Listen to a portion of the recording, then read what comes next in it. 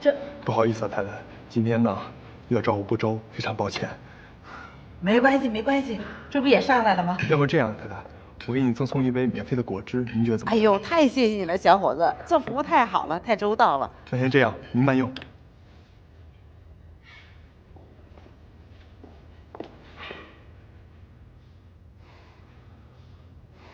你都忙成这样了，就看不到我坐在那儿等你指挥吗？姐，你这账单怎么有问题啊？这，您稍等一下。莲姐，你别管，我来。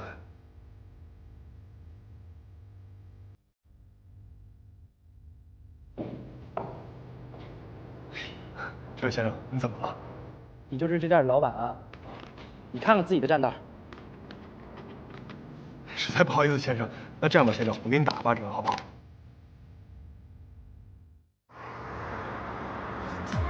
来吧，继续啊，来吧。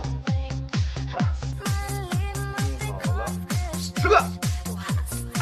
喂，拿得出啊？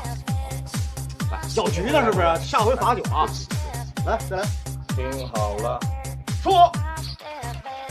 别动，别动，你是个螃蟹，我呢？哎呦，嘟你嘛呢？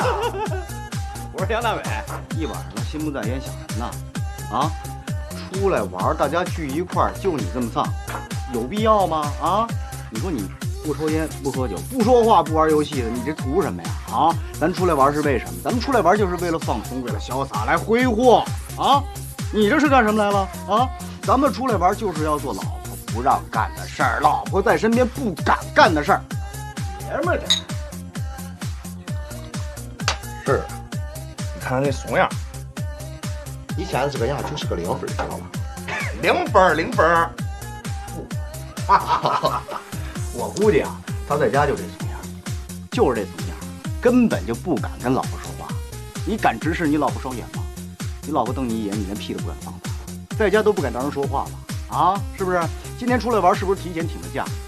回去晚了是不是得提前打报告？回去晚了是不是得跪搓衣板啊？还得睡沙发，我跟你说，空调都不让开，被子也不让盖啊，厕所都不让上。那时候叫搓衣板，现在叫 CPU。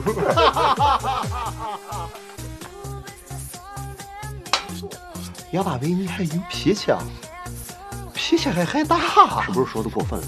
哎呦，但是他只是敢跟咱们发脾气，回家跟只小猫似的啊！咱们庆祝一下吧，杨大伟发脾气了，来来来来来来。